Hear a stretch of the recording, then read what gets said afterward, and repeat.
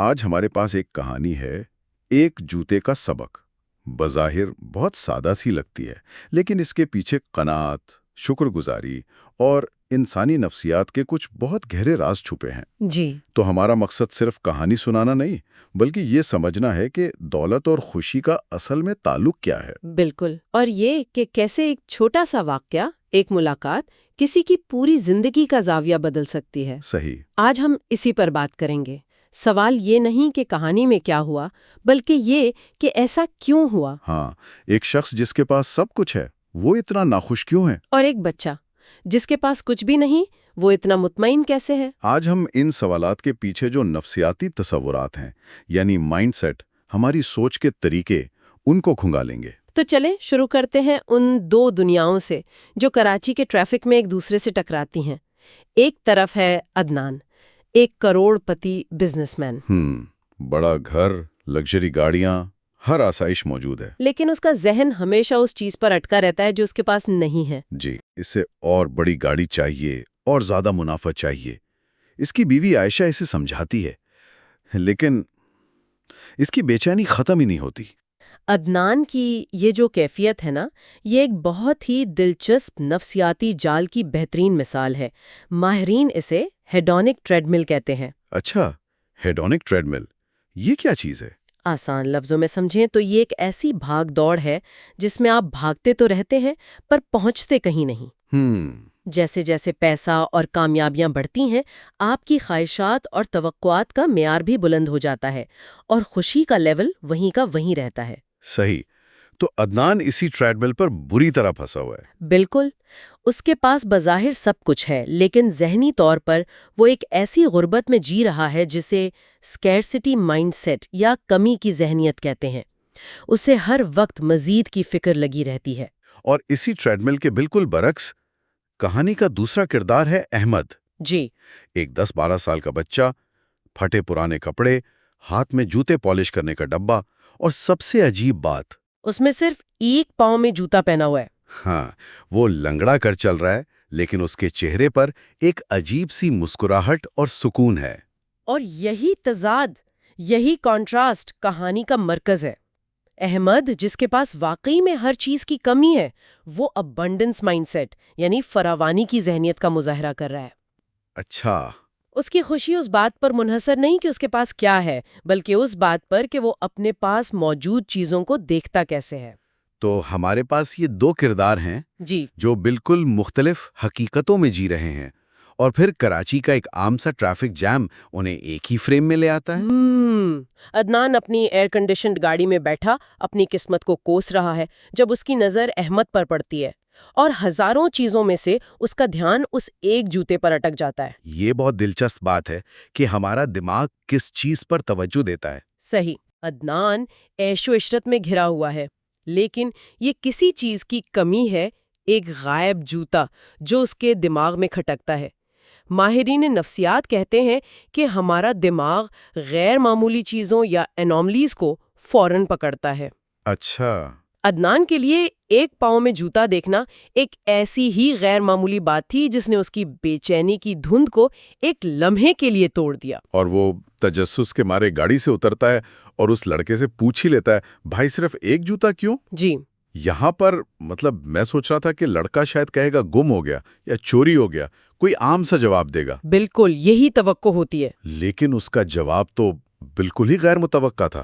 اس نے جو وجہ بتائی، اس نے تو عدنان کے ساتھ ساتھ مجھے بھی سوچنے پر مجبور کر دیا۔ کیا کہا اس نے؟ احمد آرام سے کہتا ہے، صاحب میرا بھائی بیمار تھا، اس کے علاج کے لیے پیسے چاہیے تھے، تو میں نے اپنا دوسرا جوتا بیچ دیا۔ کیا کمال کا جواب ہے! اور عدنان جو ایک بزنس مین ہے، وہ فوراً نفع نقصان کے حساب سے سوچتا ہے۔ جی، وہ پوچھتا ہے، پیسوں کی زیادہ ضرورت تھی تو پورا جوڑا بیچ دیتے، زیادہ پیسے ملتے۔ یہ ایک منطقی سوال ہے، لیکن احمد کی منطق اس سے بھی گہری ہے۔ بالکل، احمد کا جواب عدنان کے پورے ورلڈ ویو کو ہلا کر رکھ دیتا ہے۔ وہ کہتا ہے، صاحب اگر میں دونوں بیچ دیتا تو میرے پاس کچھ بھی نہیں بچتا، اب کم از کم ایک جوتا تو ہے، اور الحمدللہ میرا بھائی بھی ٹھیک ہو گیا۔ یہ ایک جملہ نہیں، یہ زندگی گزارنے کا ایک پورا فلسفہ ہے۔ صحیح۔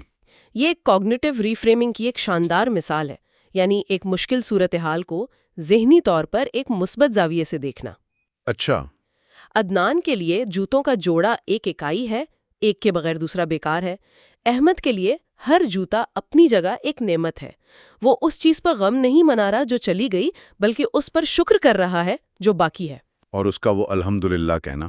جی، وہی اس کی پوری سوچ کی عکاسی کرتا ہے۔ وہ کمی کے اندر فراوانی تلاش کر رہا ہے، جبکہ عدنان فراوانی کے بیچ میں کمی کو ڈھونڈ رہا ہے۔ اور عدنان کا تجسس پھر صرف ایک جوتے تک محدود نہیں رہتا۔ وہ اس لڑکے کی منطق سے اتنا متاثر ہوتا ہے کہ وہ اس کی پوری کہانی جاننا چاہتا ہے، اور یہیں پر اسے اصل جھٹکا لگتا ہے۔ اسے کیا پتا چلتا ہے؟ اسے پتا چلتا ہے کہ احمد کا والد فوت ہو چکا ہے، ماں گھروں میں کام کرتی ہے، اور وہ خود اسکول جانے کی بجائے جوتے پالش کر کے گھر کا خرچ چلاتا ہے۔ اوہ!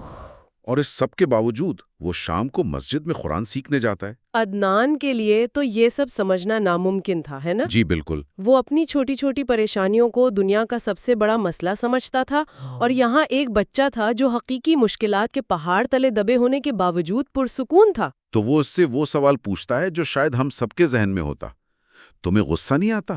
دکھ نہیں ہوتا کہ تمہارے پاس یہ سب کچھ کیوں نہیں ہے؟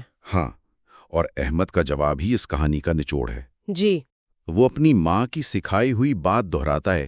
میری ماں کہتی ہے جو نہیں ملا اس کا غم نہ کرو، جو مل گیا ہے اس کا شکر کرو۔ واہ! اور پھر وہ آخری سب سے طاقتور جملہ کہتا ہے: کیا؟ صاحب، میں خوش ہوں کہ میرے پاس ایک جوتا تو ہے۔ دنیا میں ایسے لوگ بھی ہیں جن کے پاس ایک بھی جوتا نہیں ہوتا، بلکہ پاؤں بھی نہیں ہوتے۔ یہ وہ لمحہ ہے جسے ایپیفینیا، آگاہی کا لمحہ کہتے ہیں۔ صحیح۔ ایک ایسا لمحہ جب آپ کی سوچ کا دھارا اچانک بدل جاتا ہے۔ احمد کے اس ایک جملے نے عدنان کے سامنے ایک آئینہ رکھ دیا، جس میں اسے اپنی ناشکری اور بے چینی صاف نظر آنے لگی۔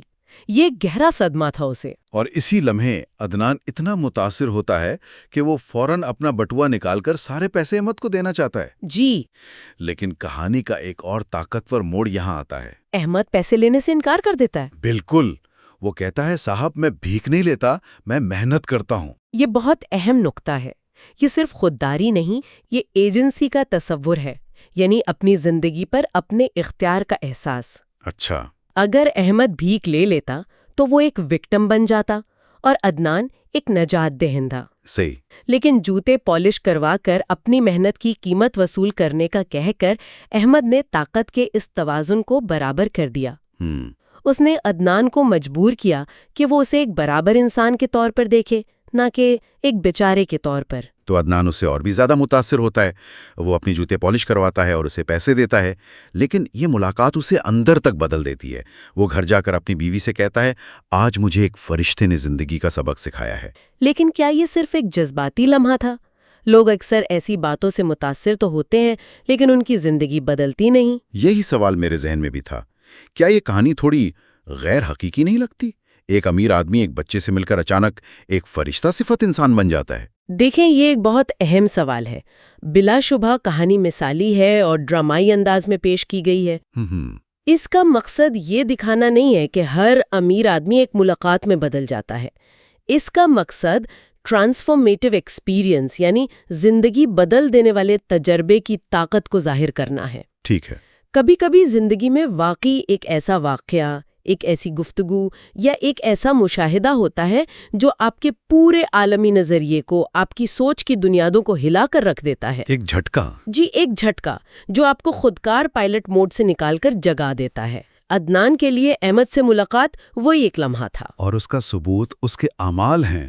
وہ صرف شکر گزاری کی باتیں نہیں کرتا، وہ عملی قدم اٹھاتا ہے۔ بالکل، حقیقی تبدیلی ہمیشہ آپ کے رویے میں نظر آتی ہے۔ وہ احمد کو ڈھونڈتا ہے، اس کی تعلیم کا پورا خرچ اٹھاتا ہے، اس کی والدہ کو ایک بہتر نوکری دلواتا ہے، اس کے لیے نئے کپڑے، کتابیں اور جوتوں کا ایک نیا جوڑا بھی خریدتا ہے۔ اور ایک خوبصورت تفصیل یہ ہے کہ احمد اپنا وہ پرانا ایک جوتا نشانی کے طور پر اپنے پاس رکھ لیتا ہے۔ جی۔ اور عدنان کی یہ تبدیلی صرف احمد کے خاندان تک محدود نہیں رہتی، وہ اسے اپنی زندگی کا حصہ بنا لیتا ہے۔ ہاں، وہ دوسرے غریبوں اور یتیموں کی مدد کے لیے ایک ادارہ قائم کرتا ہے۔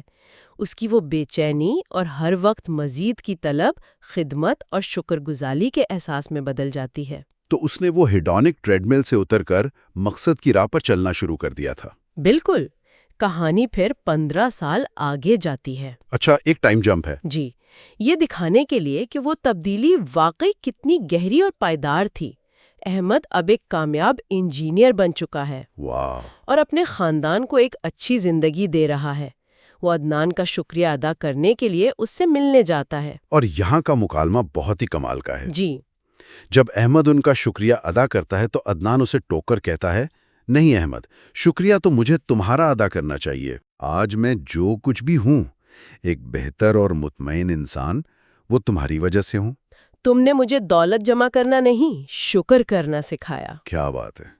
یہ اس بات کو واضح کرتا ہے کہ دینے والے کو اتنا ہی بدلہ، اگر اس سے زیادہ نہیں، جتنا لینے والے کو۔ صحیح۔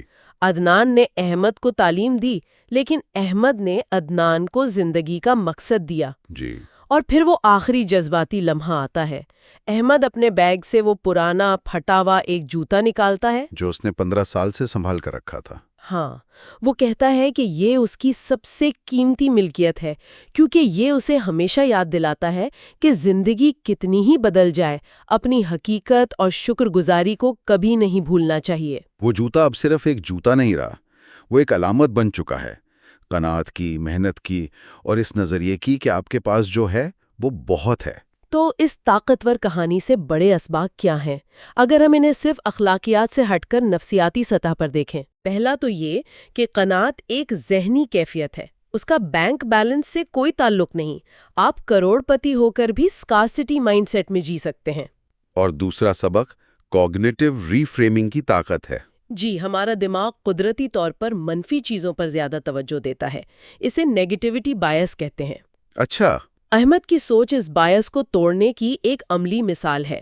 وہ جان بوجھ کر اپنی توجہ اس چیز پر مرکوز کرتا ہے جو اس کے پاس ہے، یعنی ایک جوتا، نہ کہ اس پر جو نہیں ہے۔